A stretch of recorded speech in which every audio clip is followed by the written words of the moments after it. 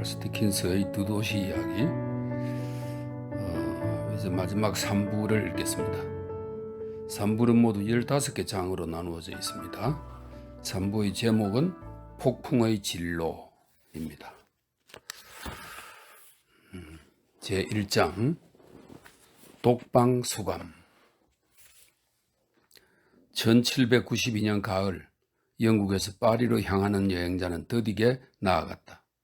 몰락한 비운의 프랑스 국왕이 위세당당하게 왕좌를 지키고 있던 시절에도 여행자는 열악한 도로, 열악한 마차, 열악한 말을 숱하게 겪으며 일정이 지체되었을 터였다. 하지만 시대가 바뀌자 또 다른 장애물들이 곳곳에 도사렸다. 모든 도시 관문과 마을 세무서에는 국민 머스기 총으로 무장한 시민 애국지사 무리가 언제라도 방아쇠를 당길 태세로 대기 중이었다. 그들은 오가는 사람들을 모조리 불러세워 꼬치꼬치 질문하고 서류를 검사하고 자기네 명단에서 이름을 검색한 뒤 되돌려 보내거나 계속 가도록 허가하거나 아니면 아예 붙잡고 있거나 했는데, 이 모든 것이 그들의 자의적 판단이나 변덕에 따라 새롭게 밝아오는 자유평등 우애, 그것이 아니면 죽음인 단일 불가분의 공화국을 위해 최선이라 여겨지는 대로 처리되었다. 프랑스 땅에서 몇 리그 나아가지도 않았을 때 찰스 다네이는 파리에서 충실한 시민동지라고 선언되지 않는 한 이 시골길을 따라 다시 돌아갈 가망이 전혀 없음을 이해하기 시작했다. 이제는 어떤 일이 닥치든 여정의 끝까지 나아갈 수밖에 없었다. 눈앞에 초라한 마을이 나타날 때마다, 평범한 검문소가 등 뒤로 멀어질 때마다 그는 그것이 자신과 영국 사이에 놓인 수많은 철문 중 하나임을 깨달았다. 도처의 감시가 얼마나 삼엄했던지, 설령 그가 거물에 걸렸다거나 아니면 우리에 갇힌 채 목적지까지 보내졌다 하더라도 지금보다 더 철저히 자유를 박탈당했다고 느끼지는 않았을 터였다. 말을 타고 뒤에서 쫓아와 다시 데리고 돌아간다거나, 앞에서 미리 대기하고 있다가 멈춰 세운다거나, 말을 타고 동행하면서 감시한다거나, 이런 식으로 도처의 감시는 한 구간에만 20번씩 그를 멈춰 세웠고 하루에도 20번씩 여정을 지연시켰다. 프랑스 내에서만 벌써 며칠째 체류하던 어느 날, 여전히 파리에서 멀리 떨어진 대로변의 어느 작은 마을에서 그는 녹초가 되어 잠자리에 들었다. 그가 그나마 이만큼이라도 올 수 있었던 것은 아베이 감옥에서 보내온 고통받는 가벨의 서신을 제시한 덕분이었다. 앞서 이 작은 마을의 경비 초소에서 워낙 애를 먹었던지라 그는 자신의 여정이 위기에 처했다고 느꼈다. 그러므로 아침까지 머물기로 한 작은 여인 속에서 한밤중에 누군가에 의해 잠이 깼을 때 그는 최대한 침착성을 유지했다. 잠을 깨운 이는 소심한 지역관리 1명과 무장한 애국지사 3명이었는데, 거친 붉은 모자를 쓰고 파이프 담배를 입에 문 애국지사들이 그의 침대에 걸터앉았다. 망명자 선생, 관리가 말했다. 선생을 파리로 보내야겠소. 호위대와 함께. 시민동지, 파리에 가는 것이 제가 무엇보다 바라는 바이지만 호위대는 굳이 필요 없습니다. 조용히 해. 붉은 모자 1명이 총의 개무리판으로 침대볼을 내리치며 어르렁거렸다. 입 다물라고, 귀족은. 여기 충실한 애국지사가 말하듯 소심한 관리가 말했다. 선생은 귀족이니 호위대가 있어야 합니다. 비용도 지불해야 하고요. 선택의 여지가 없군, 찰스 다네이가 말했다. 선택이라고 이자 말하는 것 좀 보소? 아까와 같은 험악한 붉은 모자가 소리쳤다. 가로등에 안 매달리게 보호해주는 걸 감사해도 모자랄 판에. 충실한 애국지사 말씀이 옳습니다, 관리가 말했다. 일어나서 옷을 입어요, 만명자 선생. 다네이는 명령에 따랐고 다시 경비 초소로 끌려갔다. 그곳에서는 거친 붉은 모자를 쓴 다른 애국지사들이 모닥불 옆에서 담배를 피우거나 술을 마시거나 잠을 자고 있었다. 그곳에서 그는 호위대 비용으로 비싼 값을 지불했고, 이런 연유로 새벽 3시에 축축한 길을 이들과 함께 떠나게 되었다. 호위대는 삼색 모표가 달린 붉은 모자를 쓰고 국민 머스킷 총과 기병용 군도로 무장한 애국지사 2명으로 각자 그의 양옆에서 말을 타고 나아갔다. 호위를 받는 자도 자기 말을 따로 부리기는 했지만 그의 고삐에 느슨하게 줄을 연결해 그 끝을 애국지사 1명이 자기 손목에 감고 있었다. 이런 상태로 그들은 세찬 비가 얼굴을 때리는 가운데 출발했고 마치 중무장한 용기병처럼 다그닥다그닥 빠른 속도로 울퉁불퉁한 마을길을 지나 발이 푹푹 빠지는 진흙투성이 도로로 나아갔다. 또한 이런 상태로 그들은 말이나 속도를 바꾸는 것 외에는 아무런 변화 없이 그들과 수도 사이에 놓인 진흙투성이 길을 가로질렀다. 그들은 밤에 이동했고 동이 트고 한두 시간 있다가 걸음을 멈춘 뒤 땅거미가 질 때까지 휴식을 취했다.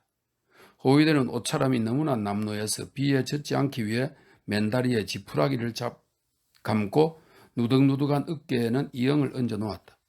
감시가 너무 삼무하다는 개인적인 불편함을 빼면, 그리고 애국지사 한 명이 만성적으로 취한 데다 머스킷 총을 아무렇게나 다루는 데서 생기는 현존하는 위험에 관한 문제를 빼면 찰스 다네이는 자신에게 가해진 이런 속박이 가슴속에 어떤 심각한 두려움도 일으키지 않도록 잘 억눌렀다. 그가 스스로에게 논리적으로 설명했듯 이건 아직 진술되지도 않은 개별적인 소송에 관한 시비라든가 아베이 감옥의 죄수에 의해 확인될 아직 제기되지도 않은 주장의 시비와는 아무 관계가 없을 터이기 때문이었다. 하지만 그들이 보베라는 마을에 도착했을 때 저녁 무렵이었는데 거리에는 사람들이 가득했다. 그는 형세가 매우 우려스럽다는 생각을 하지 않을 수 없었다.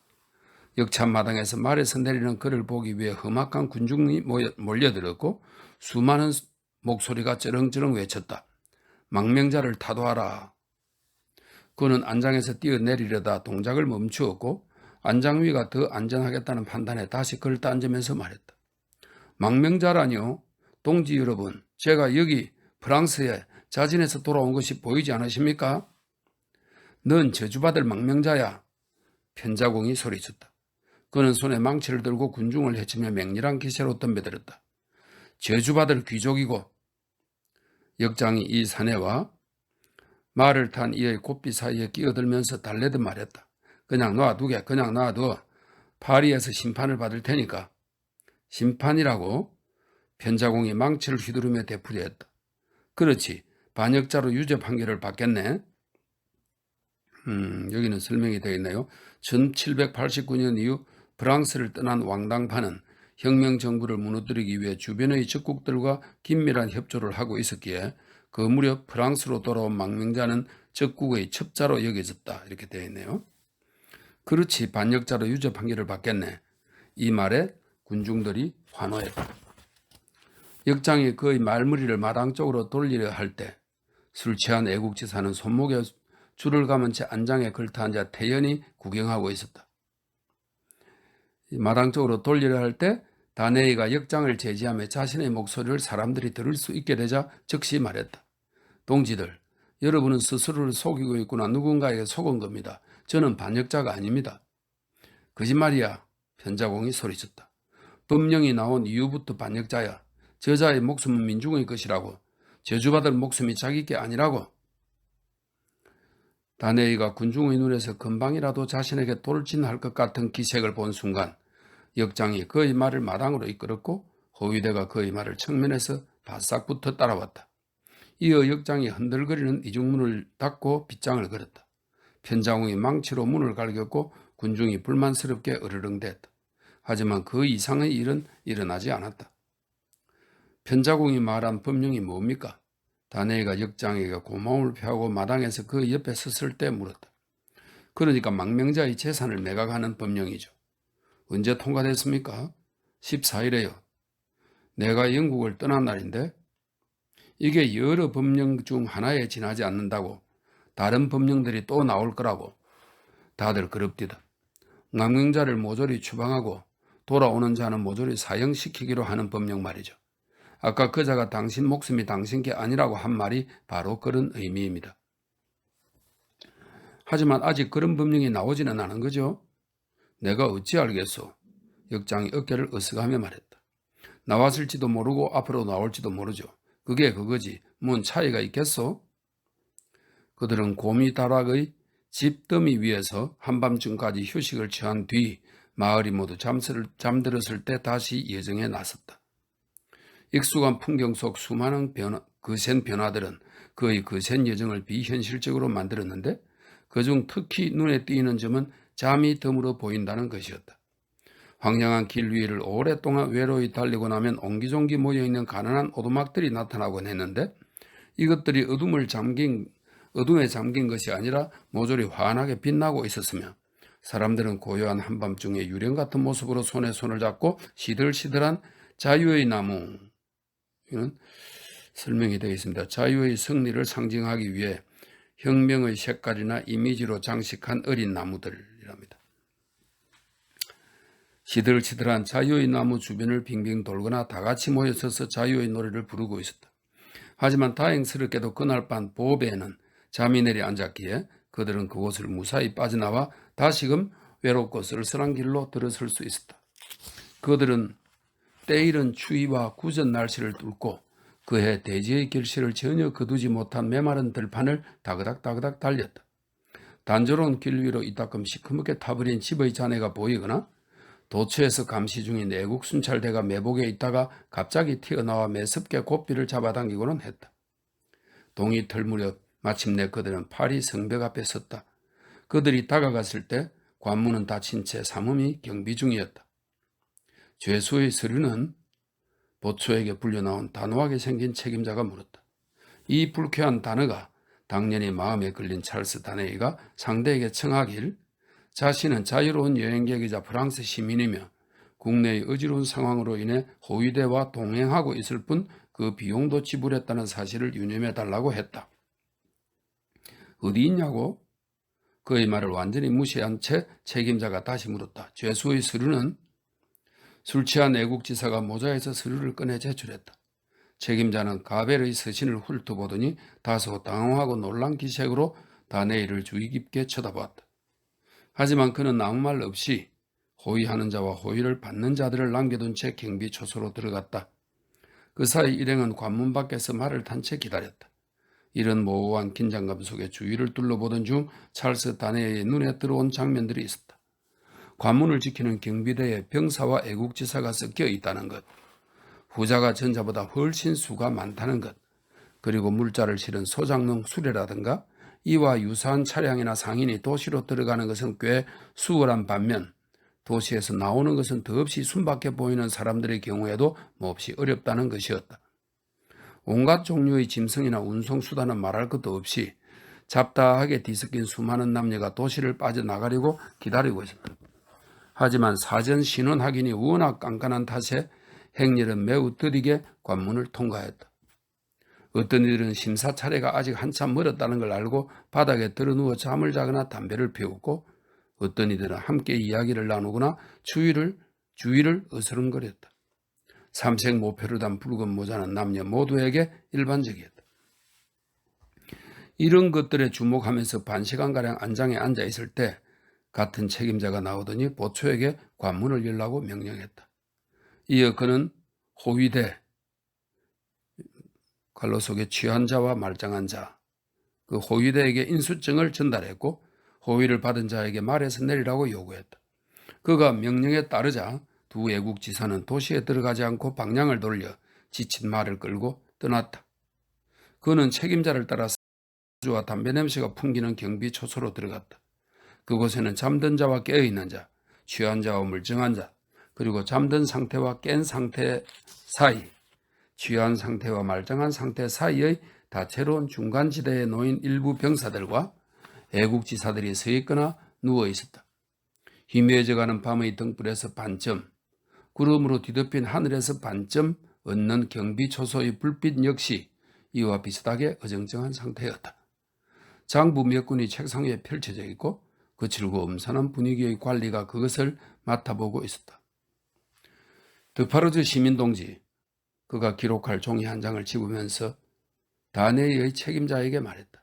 이자가 망명자 에브레몽드인가? 이자가 맞습니다. 나이 에브레몽드 37입니다. 결혼은 에브레몽드 했습니다. 어디에서? 영국에서. 그렇겠지. 아내는 에브레몽드 영국에 있습니다. 그렇겠지. 에브레몽드. 당신을 라 포로스 감옥으로 송치하겠다. 세상에, 다네이가 외쳤다. 무슨 법으로, 무슨 제목으로 말입니까? 관리가 잠시 종이에서 시선을 들었다. 지금은 새로운 법이 있어. 에브레몽드. 새로운 제목이 있고 당신이 이곳에 있었던 예전과는 달라. 그는 냉정한 미소 속에 이렇게 말하고는 계속 기록해 나갔다. 부디 제가 이곳에 자발적으로 왔다는 점을 참작해 주십시오. 거기 앞에 놓인 동포의 호소문에 응하기 위해서 말입니다. 지체 없이 그렇게 할 기회를 얻는 것 외에는 아무것도 바라지 않습니다. 그게 제 권리가 아닙니까?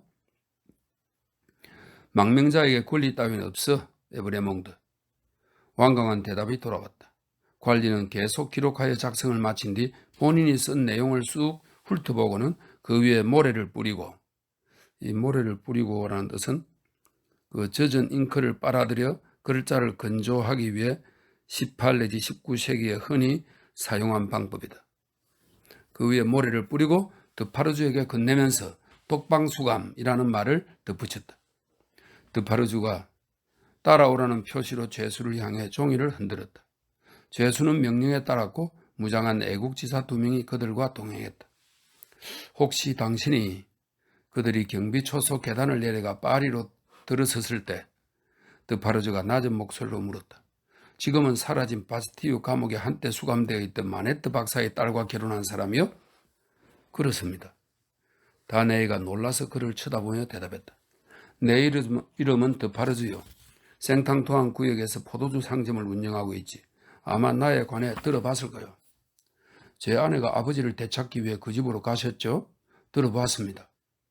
아내라는 단어가 드파르주에게 무언가 음울한 사실을 일깨웠는지 갑자기 그가 성마르게 내뱉었다.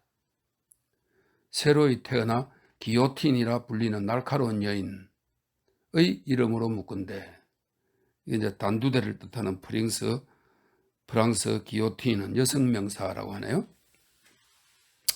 기요틴이라 불리는 날카로운 여인의 이름으로 묶은데 대체 프랑스에는 왜 온 거요? 조금 전에 듣지 않았습니까? 그게 사실이 아니라고 생각하는 겁니까? 당신한텐 불길한 사실이지. 드파르주가 이 말을 찌푸리고 앞을 직시하면서 말했다. 정말이지 혼란스럽군요. 이곳의 모든 것이 너무 낯설고 너무 변하고 너무 갑작스럽고 부당해서 더없이 혼란스럽습니다. 저를 좀 도와주시겠습니까? 아니, 드파르주가 내내 앞만 직시하면서 말했다. 한 가지 질문에 답은 해주시겠습니까? 아마도 어떤 질문인지에 달렸겠지. 일단 말이나 해보시오. 이렇게 부당하게 송치되는 이 감옥에서 말입니다. 제가 바깥 세상과 어떤 시기로든 자유롭게 연락을 주고받을 수 있습니까? 가보면 알 거요. 설마 재판을 받을 기회도 없이 미리 판결이 정해져서 그곳에 매장되는 것은 아니겠죠? 가보면 알 거요. 하지만 그래서 같은 식으로 더 끔찍한 감옥에 매장된 사람들도 있었어, 예전에는. 하지만 제가 그런 짓을 한 것은 아니지 않습니까? 드파르주 시민동지. 드파르주가 대답으로 그를 어둡게 응시한 다음 단호하고 한결같은 침묵 속으로 걸어갔다. 그가 이런 침묵에 깊이 빠져들수록 조금이나마 그의 마음을 누그러뜨릴 희망은 다네이가 생각하기에 더더욱 멀어졌다. 그래서 서둘러 말을 이었다. 제게 극도로 중요한 문제가 있는데 당신이 더 잘 알 겁니다, 시민동지. 얼마나 중요한 일인지. 텔슨 은행의 로리 씨라는 영국인 신사가 지금 파리에 있어요. 그분에게 제가 라포로스 감옥에 갇히게 되었다는 것을 그냥 다른 이야기 없이 그 사실만이라도 전할 수 있어야 합니다. 저를 위해 그렇게 되도록 손써 주시겠습니까? 나는 드파르주가 완강히 응수했다. 그쪽을 위해서는 아무것도 안 합니다. 내 임무는 조국과 민중을 위한 거요. 나는 당신에게 맞서 그 둘을 섬기기로 맹세한 하인이라 말이요. 당신을 위해서는 아무것도 안 할 거요. 찰스 다네이는 더 간청해봐야 소용없다고 느꼈고 이에 더해 자존심도 상했다. 그들이 말없이 걸어갈 때 그는 사람들이 거리에서 죄수가 호송되는 광경에 얼마나 익숙해졌는지 느끼지 않을 수 없었다.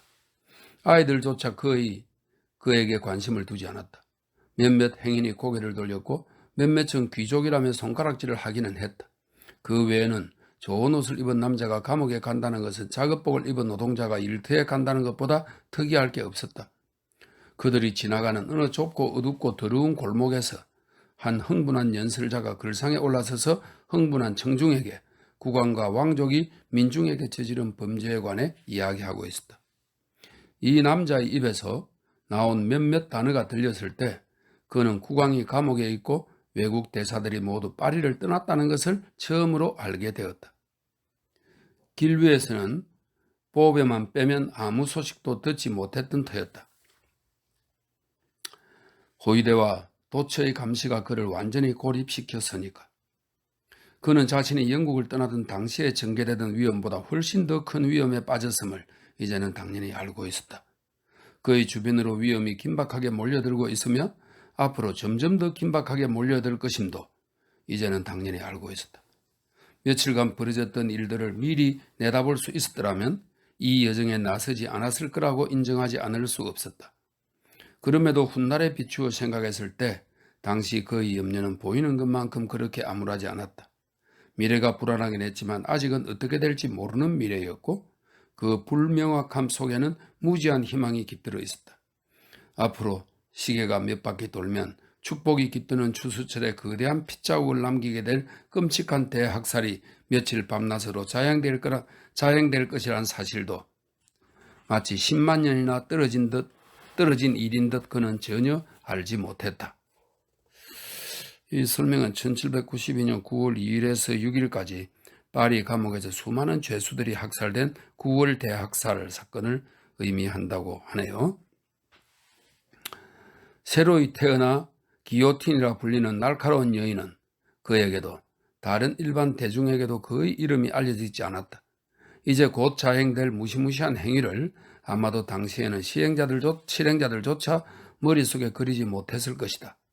온순한 인간의 어두운 마음속에 어떻게 그런 생각이 자리할 수 있었겠는가.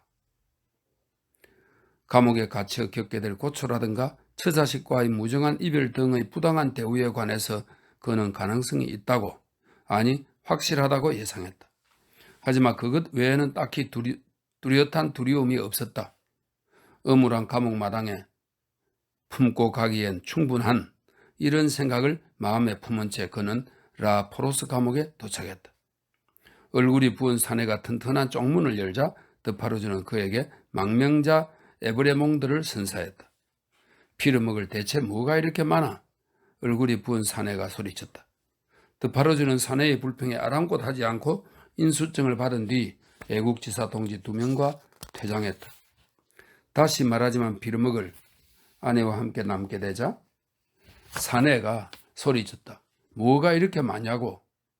간수의 아내는 이 질문에 마땅한 대답이 없었기에 그저 이렇게 대꾸했다. 인내심을 가져야지 여보. 그녀가 울린 종소리를 들고 들어온 간수 3명 역시 같은 반응이었다. 한 명은 자유의 이름으로 맙소사라고 덧붙였는데 장소가 장소인 만큼 뭔가 어울리지 않는 마무리처럼 들렸다. 라포로스 감옥은 암울한 감옥이었다. 어둡고 불결했으며 더러운 잠의 악취가 진동했다. 형편없이 관리되는 이런 장소에서는 수감자의 역겨운 잠자리 악취가 얼마나 순식간에 드러나는지 놀랍지 않은가. 게다가 독방이잖아. 간수가 기록된 서류를 보면서 두틀거렸다. 이미 터져나갈 지경인 게 안 보이나? 그는 언짢은 기분으로 서류를 철회했고 찰스 타네이는 그가 다시 상대해 줄 때까지 반 시간을 더 기다렸다. 때로는 아치형 구조의 튼튼한 방안을 서성대기도 하고 때로는 돌의자에 앉아 있기도 했는데 어느 경우에든 대장과 부하들의 기억에 새겨질 때까지 기다려야 했다. 어이! 마침내 대장이 열쇠 꾸러미를 집어들면서 말했다. 이리 따라와 망명자. 감옥의 칙칙한 어스름 속에서 새로운 담당자는 그를 데리고 복도와 계단을 지났고 그들 뒤로 수많은 문이 철커덩 잠기는 가운데 이었고 넓고 낮고 천장이 둥근 방에 이르렀다. 그곳에는 남녀 죄수들이 가득했다. 여자들은 기다란 탁자에 앉아 읽거나 쓰거나 혹은 떨개질이나 바느질이나 자수를 하고 있었다. 남자들은 대부분 의자 뒤에 서 있거나 방안을 이리저리 서성이고 있었다. 죄수들이라고 하면 수치스러운 범죄나 치욕을 본능적으로 연상하기 마련인지라 신참은 이 무리를 보고 흠칫 놀랐다. 하지만 그의 비현실적인 긴 여정에서 단연 압도적으로 비현실적이었던 장면은 그들이 한꺼번에 자리에서 일어나더니 당대에 알려진 온갖 세련된 몸가짐, 온갖 매력적인 우아함과 예의범절로 그를 맞았다는 점이었다.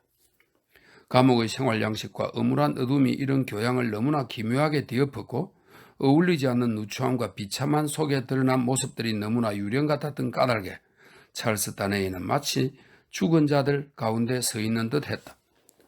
모두가 유령이리라. 아름다운 유령, 위풍당당한 유령, 우아한 유령, 자부심 강한 유령, 자유분방한 유령, 재치 있는 유령, 젊은 유령, 늙은 유령.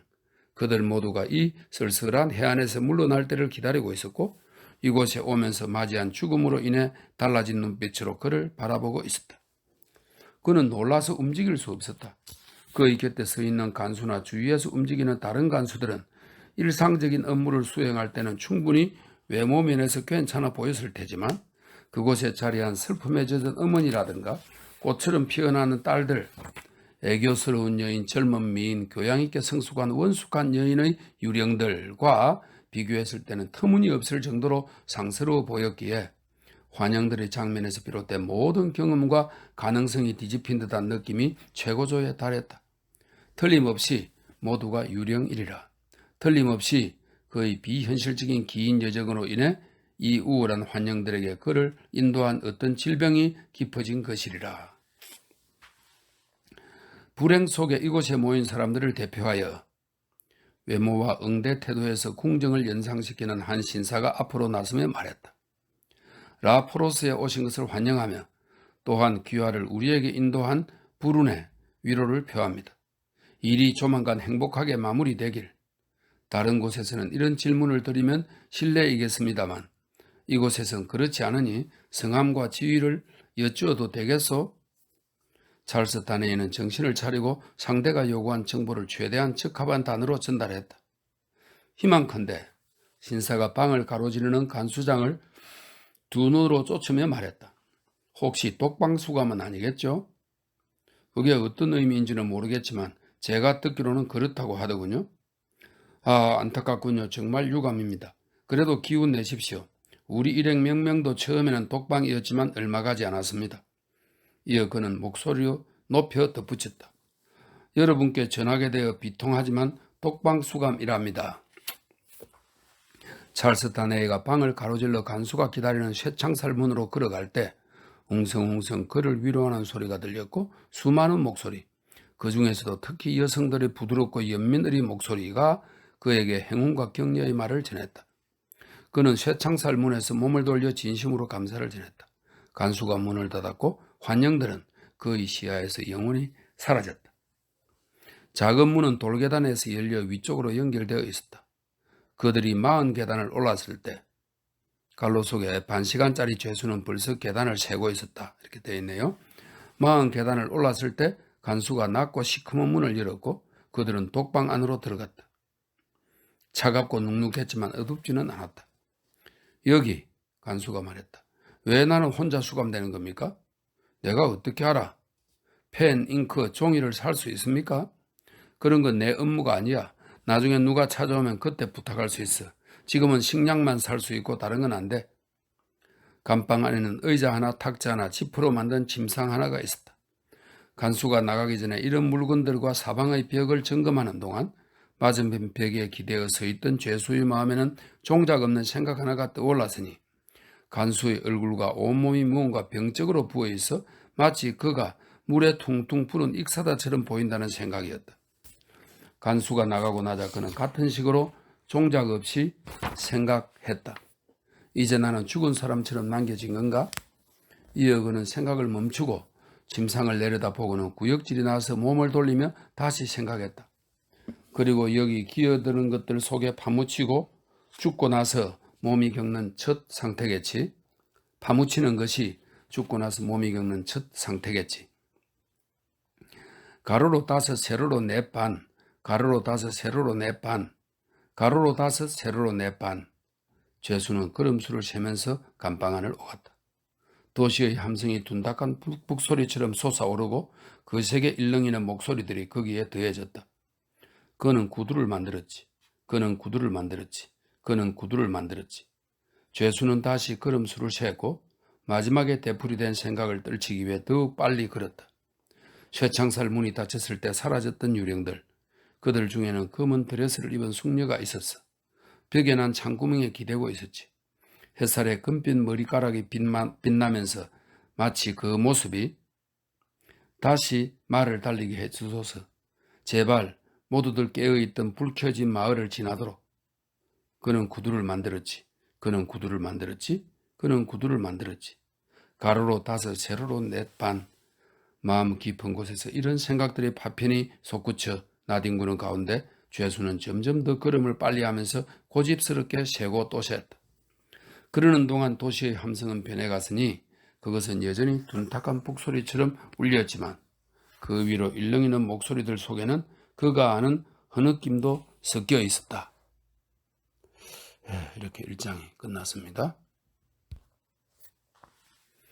3부 2장 제목은 회전숫돌입니다. 파리의 상제르맹 구역에 세워진 텔슨 은행은 어느 대저택의 부속 건물에 위치했는데 안뜰을 통해야 들어갈 수 있는 데다 높은 담과 튼튼한 대문에 의해 길거리와는 차단되어 있었다. 이 저택은 한때 위대한 귀족의 소유지였다. 그는 이곳에서 살다가 자기 요리사의 옷으로 변장하고 난리를 피해 국경을 넘었다. 사냥꾼에게 쫓겨 달아나는 짐승에 불과한 신세이지만 육신이 바뀌기 전의 영혼으로 보자면 그는 입술에 코코아 한 잔을 대령하는 데에만 문제의 요리사뿐 아니라 장정 3명을 동원했던 그 대귀족 나리였다. 대귀족 나리는 사라지고 장정 3명은 새롭게 밝아오는 자유평등 우애, 그것이 아니면 부주거민, 단일 불가분의 공화국의 재단에 기꺼이 주인의 목을 쳐서 바칠 각오를 함으로써 그에게서 높은 급료를 받았던 스스로의 죄를 용서했으며 대귀족의 저택은 처음에는 가압류, 이어 몰수 처리가 되었다. 모든 것이 워낙 빨리 진행되었고 법령들이 꼬리에 꼬리를 물고 비오도 쏟아졌기 때문에 가을로 접어든 9월 셋째 날 밤에 애국 특사들은 이미 대귀족의 저택을 수중에 넣고 그곳을 삼색으로 표시한 뒤 의전실에서 브랜디를 마시고 있었다. 텔슨의 파리 영업소 같은 런던 영업소가 있었다면 행장은 이내 미칠 지경이 되어 이 가제트는 런던 가제트는 주 2회 발행되는 관보로서 파산자 명단, 정부 인사 이동, 그 외 공시 등을 게재했답니다. 가제트에 파산 공고를 냈을 것이다. 그도 그럴 것이 책임감 있고 존경받는 건실한 영국 기업에서 은행 마당에 놓인 오렌지 나무 화분이라든가 영업 창구 위에 큐피드 그림을 보면 무슨 말을 하겠는가. 하지만 실정이 그랬다. 텔슨 영업소는 큐피드 위에 백색 도료를 뜻발랐지만 여전히 큐피드는 서늘한 리넨을 휘감은 채 사랑이 흔히 그러하듯 아침부터 밤까지 화살로 돈을 겨냥한 모습으로 천장에 남아있었다. 런던 롬바드 거리에서였다면 이 이교도 소년 때문에 또한 이 불멸의 소년 뒤쪽에 자리한 커튼 쳐진 벽감 때문에 또한 벽에 오목하게 설치한 거울 때문에 또한 나이도 지긋하지 않을 뿐더러 걸핏하면 사람들 앞에서 춤을 춰대는 직원들 때문에 필시 파산하고도 남았을 것이다. 하지만 프랑스의 텔슨 영업소는 이런 난관을 굉장히 훌륭하게 극복했고 시대가 무너지지 않는 한 질의 겁을 집어먹고 돈을 인출하는 사람도 없었다. 차후 텔슨에서 얼마나 돈이 인출되고 얼마나 그곳에 맡겨진 채 사라지고 잊힐지 예금자가 감옥에서 썩어가다 비참한 죽음을 맞이하면 어떤 검은 식기류와 보석들이 텔슨의 비밀 금고에서 광택을 잃어갈지 얼마나 많은 계정이 이 성에서는 결산하지 못해 저성으로 이월되어야 할지 그날 밤 자비스 로리 씨는 이런 문제들을 심각하게 고민했지만 알 수가 없었고 이는 어느 누구라도 마찬가지였을 것이다. 그는 새로 불붙인 벽난로 앞에 앉아 있었는데 관로 속에 병충해가 심해 흉년이 든 그애는 일찍부터 죽었다 이렇게 되어 있네요. 그의 정직하고 용감한 얼굴에는 천장에 매달린 전등이 드리우는 것보다 또는 방 안의 물건이 일그러지게 투영된 것보다 짙은 그림자가 드리워 있었다. 바로 공포의 그림자였다. 그는 은행 내의 숙소에서 기거했다. 질긴 담쟁이 등굴처럼 어느덧 그 자신도 일부가 되어버린 회사에 대한 충성심에서였다. 애국지사들이 본관을 사용하면서 어쩌다 보니 일종의 보안을 제공했지만 마음이 충실한 노 신사는 그런 계산은 하지 않았다. 이 모든 상황이 그에게는 중요치 않았고 그는 임무에만 충실했다. 안뜰 맞은편 콜로네이드 아래 마차를 대는 널찍한 공간이 있었다. 실제로 그곳에는 대귀족 나리의 마차 몇 대가 아직 서 있었다. 이글이글 타오르는 커다란 횃불 2개가 기둥 2개에 묶여 있고 그 불빛 속에 어떤 물체가 마당에 서 있었으니 바로 거대한 회전숫돌이었다. 인근 대장간이나 여타 작업장에서 서둘러 가져왔는지 아무렇게나 대충 설치되어 있었다. 로리 씨는 자리에서 일어나 창가에서 이 무해한 물건을 바라보다가 몸서리를 치면서 다시 난로가 자리로 돌아왔다. 그는 유리창뿐 아니라 바깥쪽의 격자 덧문도 열어놓았다가 둘 다 다시 닫았고 온몸을 부르르 떨었다. 높은 담과 튼튼한 대문 너머 길거리에서 도시에 내려앉은 밤의 일상적인 웅성거림이 들려왔는데 여기에 더해 이따금 무언가 형언할 수 없는 소리가 들렸다. 마치 무시무시한 본성을 지닌 특이한 소리들이 하늘로 올라가는 듯 기이하고 섬뜩한 울림이었다. 천만 다행이야. 로리 씨가 두 손을 꼭 쥐며 말했다. 가깝고 소중한 사람들이 오늘 밤 이 끔찍한 도시에 있지 않아서 부디 위험에 빠진 모든 이들에게 은총을 베푸소서. 그로부터 얼마 뒤 대문의 종이 울렸고 그는 그 자들이 다시 돌아온 모양이군 이라 생각하며 귀 기울였다.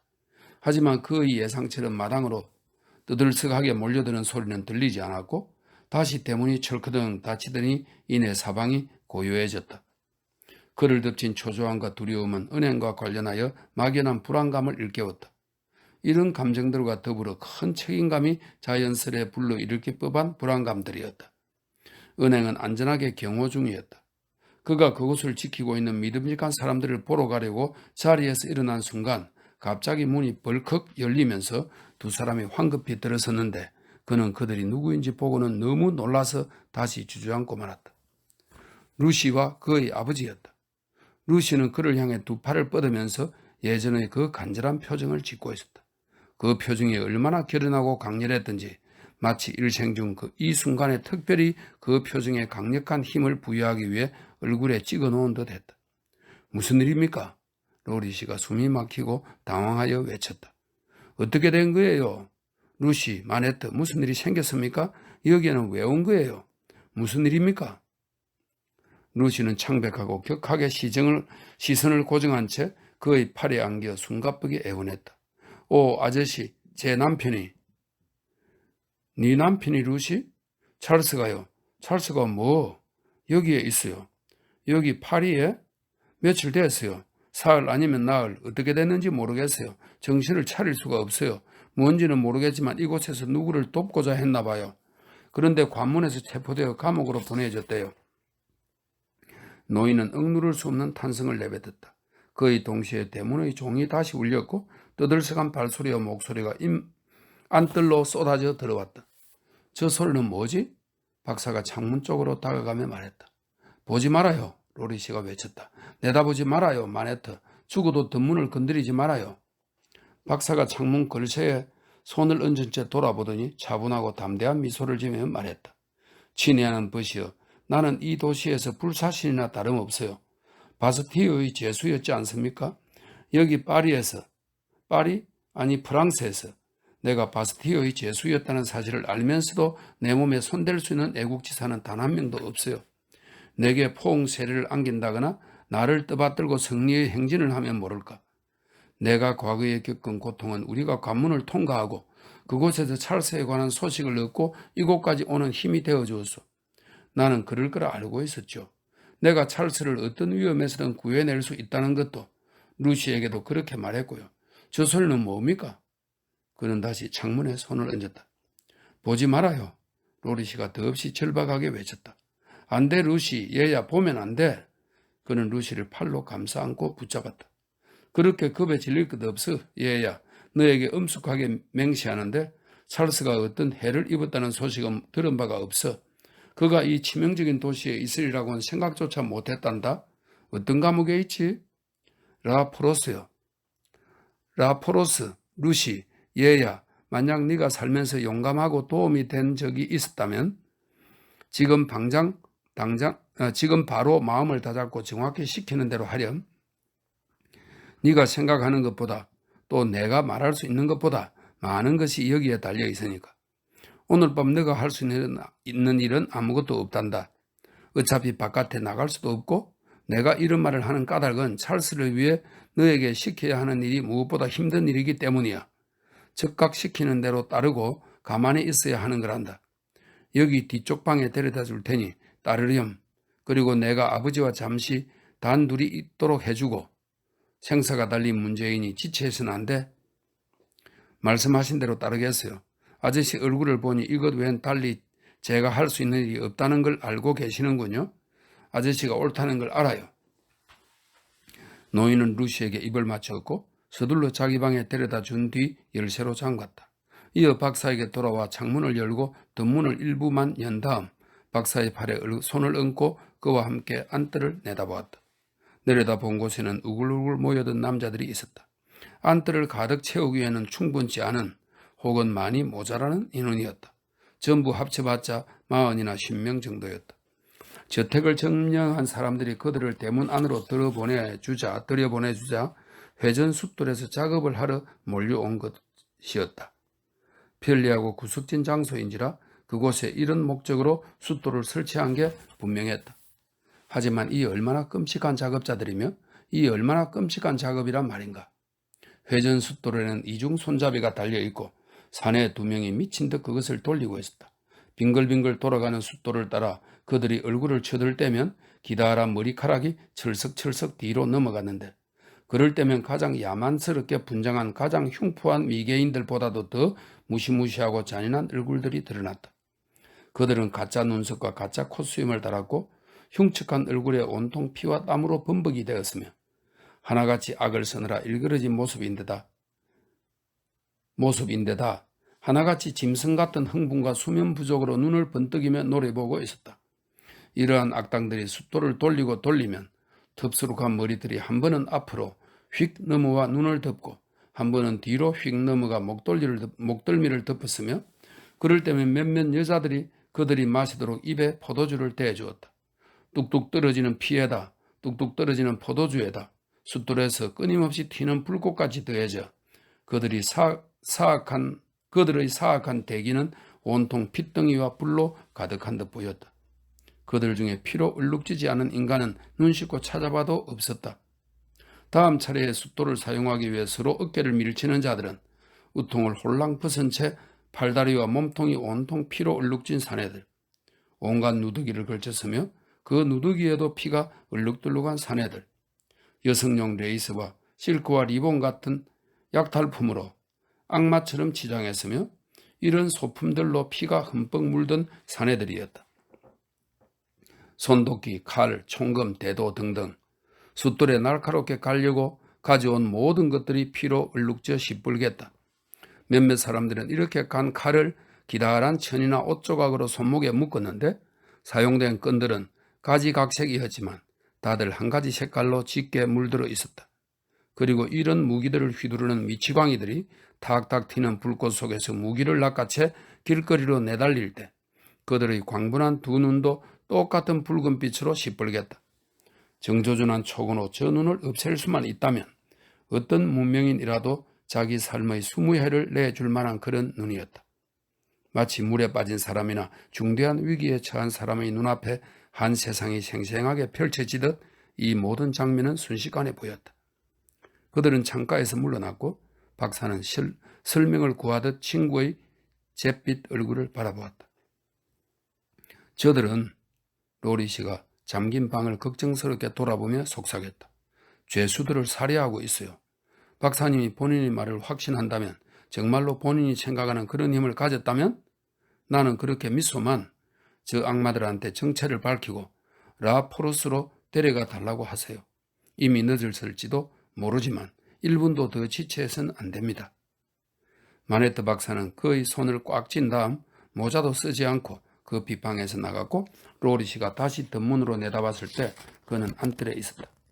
휘날리는 흰 머리카락, 비범한 얼굴, 무기들을 대수롭지 않게 옆으로 밀쳐버리는 맹렬하고 당당한 태도, 이런 것들 덕분에 그는 순식간에 숫돌 옆의 군중 한가운데에 섰다. 잠시 침묵이 흘렀고 이어 서두르는 소리, 웅성대는 소리, 그리고 알아들을 수는 없지만 무엇라고 이야기하는 박사의 목소리가 들렸다. 다음 순간 로리 씨가 목격한 장면은 그가 모든 이들에게 둘러싸여 한 줄로 늘어서서 서로 어깨동무를 하거나 어깨에 손을 짚은 20명의 사내들 한가운데서 바스티우 제수 만세, 라포로스에 갇힌 바스티우 제수의 가족을 구하라. 바스티우 제수가 나가신다. 길을 비켜라. 라포로스 제수 에브레몽들을 구하라. 같은 함성 속에, 그리고 이에 화답하는 수천 개의 함성 속에 서둘러 떠나는 모습이었다. 그는 불렁대는 가슴으로 다시 덧문을 닫고 창문과 커튼도 단속한 다음 서둘러 루시에게 가서 아버지가 사람들의 도움을 받아 그녀의 남편을 찾으러 떠났다고 전했다. 지금 보니 루시 외에 그녀의 딸과 프로스 양도 함께 있었다. 하지만 그들을 보고 놀랍다는 생각을 할 경황조차 없었고, 그런 생각이 든 것은 그로부터 한참 뒤 밤의 정적 속에 그들을 지켜보며 앉아 있을 때였다.